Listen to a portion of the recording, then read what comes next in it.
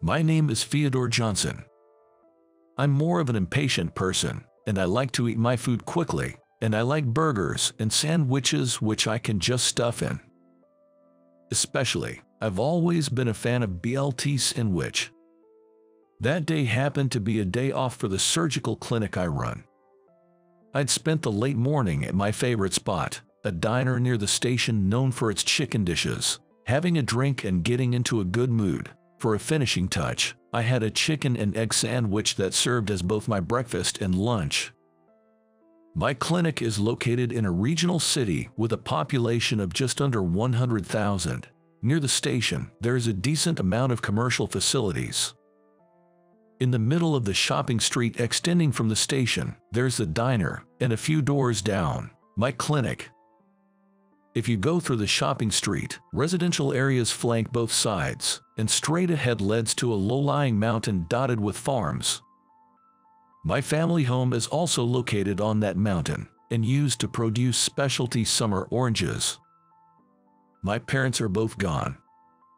They passed away in their late 80s, so they must have had a fulfilled life. Now that I'm approaching 60, I live alone in the house my parents left behind. I was once married. However, we parted ways after 7 years of marriage. It was a common issue of personality clashes. Ever since, I thought living alone and doing as I like suited me better than married life. Anyway, that day, shortly after I started up the mountain slope where my house was located, feeling good after having had a few drinks and a full belly, I heard a young woman scream, "Eek!" Looking up the slope, I saw summer oranges rolling down.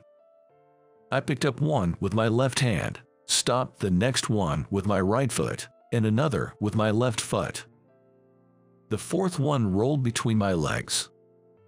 For the fifth one, I reflexively tossed the grilled chicken I had brought back for my evening drink and caught it with my right hand. I went up the slope, holding those oranges, to where the young woman was. Upon reaching, she turned out to be a girl in her early 20s, with short hair and an innocent look on her face. Ouch, I think I might have sprained my ankle. She was wearing sporty white leggings and was sitting down, rubbing her ankle. "Here, let me see." I handed her the oranges I was holding and placed my hand on her ankle. "Ouch, there," she exclaimed. It was a mild sprain for sure.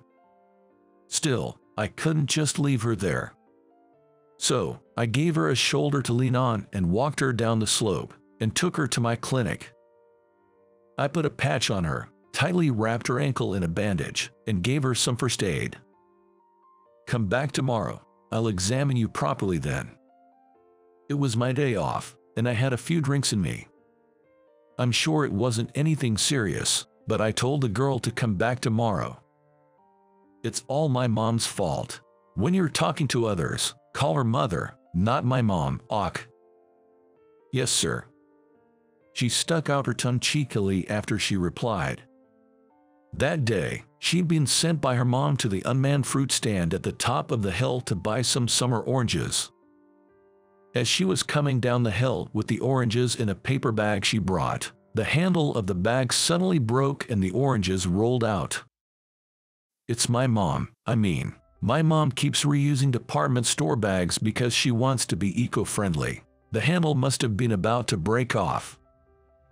Her mom must have been quite frugal. I almost dropped my smartphone too. "Were you walking while messing with your smartphone?" "Yeah." I scolded her, telling her that was far worse. Staring down at a smartphone for long periods can strain your neck and lead to stiff shoulders and headaches. That's a condition called text neck. It's dangerous, so stop using your smartphone while walking. As I told her, she gave me another drawn-out "yes sir" in reply. Her house seemed to be just ahead in the residential area, within walking distance from my clinic, but I felt sorry for her having to walk on that foot. I suggested her to take a taxi. "You should get there within base fare. You have money for that."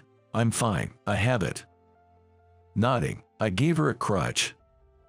As I walked her to the clinic entrance, she kept turning back to smile brightly at me. As I was about to go back inside, I noticed the part-time job notice I taped to the entrance door was starting to peel off. It's been up for over a month now. As I fixed the notice, I wondered if I should use online job postings. Just as I was thinking about this, I found she left behind her oranges. I'll give them to her tomorrow. Then the next day. What's this? A gift? I have a policy of not accepting such things from patients. A woman who came with the girl from yesterday handed me a department store paperback. She had the same face as the girl from yesterday. I thought they might be sisters. Even so, you were so kind to help my daughter yesterday when she was in trouble. It was her mother. She bowed her head and handed the paper back to me again. I caught a glimpse of what was inside. A bottle of imported whiskey. Pretty pricey stuff. That's when the girl interrupted. "Doctor, please, take this." The girl pleaded, clasping her hands in front of her face as if in prayer. I thought, this is going just as planned.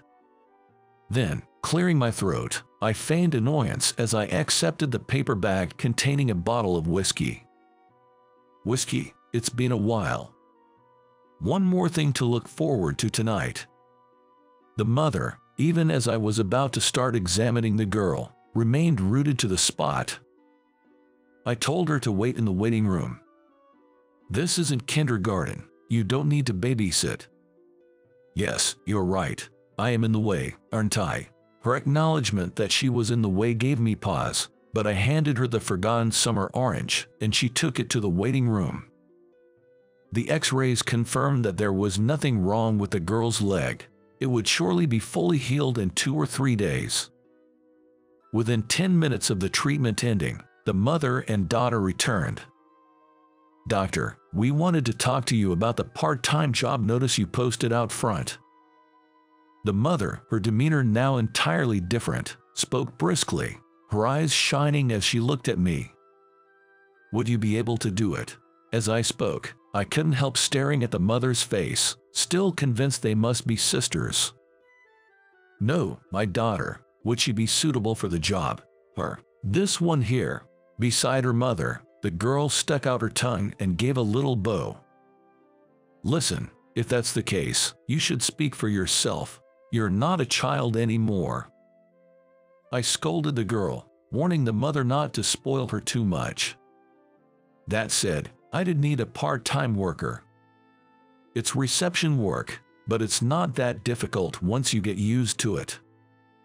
So, I decided to hire the girl. The girl, whom I'll call Emma, began her part-time receptionist job 3 times a week once her foot healed. She was usually quite dependent on her mother when they were together, but when alone, she showed a responsible side and quickly learned the job. Moreover, her vibrant and cheerful smile was well received by both the staff and the patients. However, this also brought some trouble for me.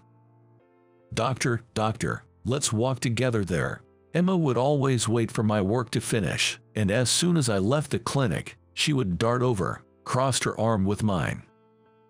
And then, resting her head on my shoulder, she would start skipping along. "That's enough. Stop that." "Why? You're too young to be so familiar with men." "Doctor, you're just being shy." I was at a loss. I had taken in quite a naughty girl. A month or so had passed since Emma started her part-time job at my place, when one day, "My daughter, she's always grateful for your help." Emma's mother, Mary, visited the clinic with a smile as radiant as Emma's. Then, she offered a box of sweets, saying, "This is for all of you." I thanked her and accepted it. Then, she handed me a paper bag from a department store, saying, "And this is for you, doctor." Mary looked down shyly. Somehow, her behavior made my heart skip a beat. This is not a gift from a patient. so it should be okay, right? Oh, well, thank you. When I looked into the bag, there was a bottle of high-end whiskey. Doctor, you do like your drink, don't you? I'm not averse to it.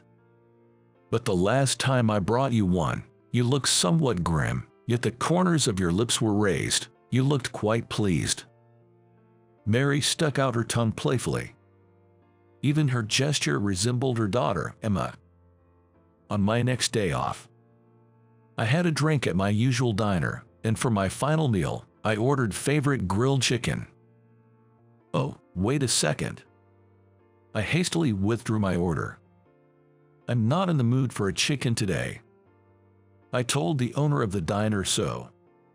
How about fried rice? No, that's not it either. I've decided on risotto. On my way home, as I began to climb up the hill, a summer orange came rolling down from above. I picked it up and looked up the hill. Emma was there, smiling mischievously. Emma waved her hand and started running down the hill towards me. Don't fall, be careful. When she got to where I was, she stopped, placed her hands on her knees, and caught her breath. There was a faint sweet scent coming from her. Doctor, have you been drinking? I nodded. What did you eat? Well, some side dishes and, for the last dish, risotto. Emmy asked what I would do for dinner. I told her I hadn't decided yet. In that case, come over to my place, let's eat together.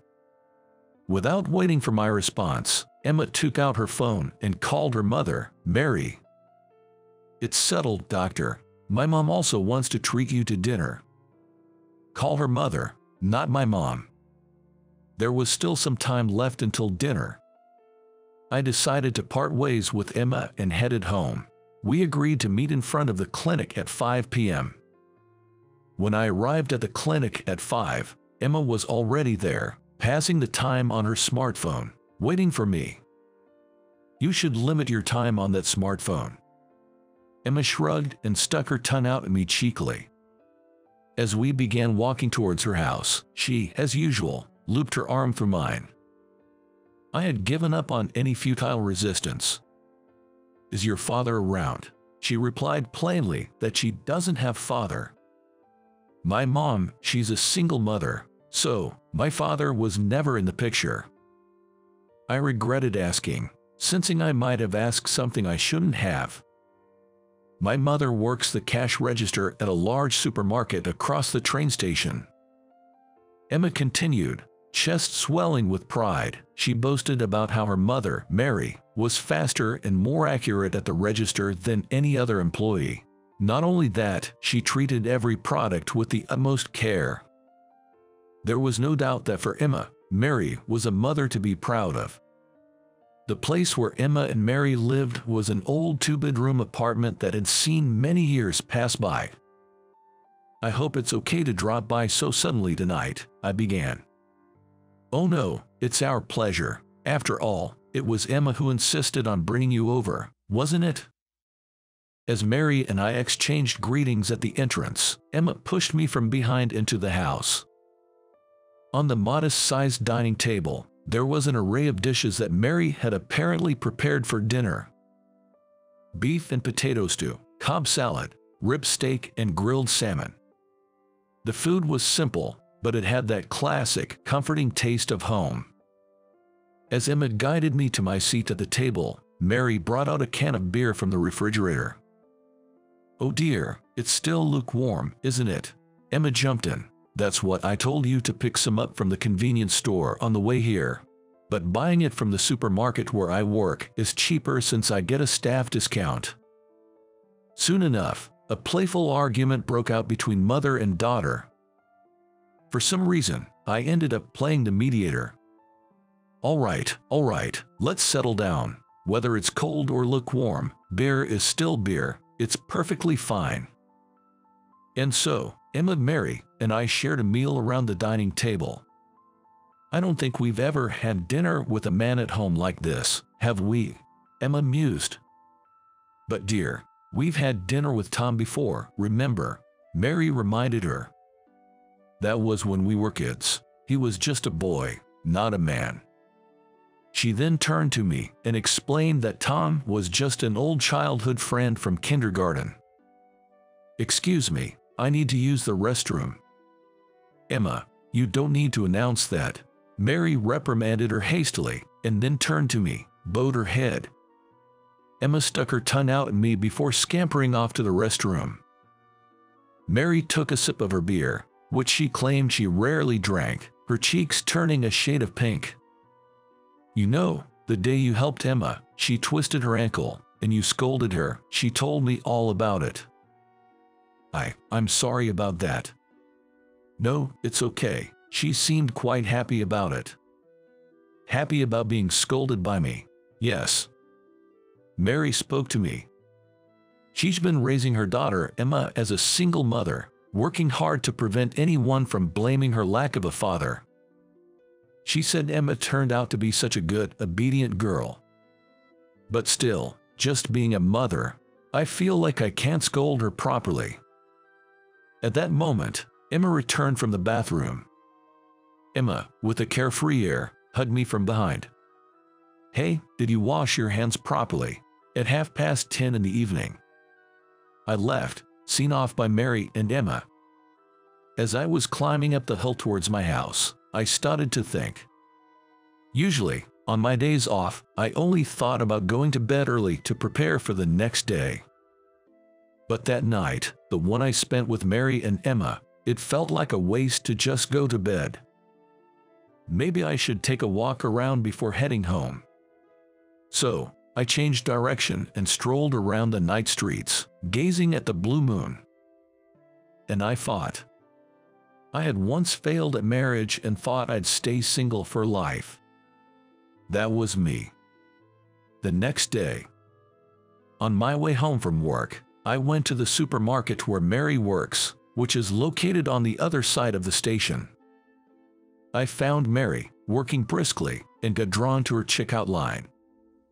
Just as Emma bragged, Mary was a fast worker. Her energetic smile never faded, yet her eyes were serious. I felt like I could watch her forever. That's how I felt. "Oh, doctor, I rarely come to this supermarket." Once Mary made sure there were no customers behind me, she placed a "Please use the next register" sign on her counter. From then on the days when Emma had a day off from her part-time job, I would stop by Mary's supermarket after work. Mary adjusted her shift to match the time I showed up and came to meet me at the coffee shop next to the supermarket. Half a year later. "You two seem a bit tense, don't you?" Emma said to me and Mary, who were posing in front of the camera. It was at a photo studio in town. We didn't have a wedding ceremony. Instead, we decided to take a commemorative photo. Our wedding photo. With the cameraman's cue, the flash went off. The photographer suggested another shot. "Hey, Emma, you should join us. Let's take a picture with the three of us." Emma nodded energetically with a smile and stepped between me and Mary. We all looked at each other. Our smiles naturally broke out. "All right, here goes." Upon the photographer's cue, we all turned our faces towards the camera at once. Our first family photo. It must have turned out beautifully. How did you like it? Your subscription to the channel encourages us to keep producing. See you in the next video.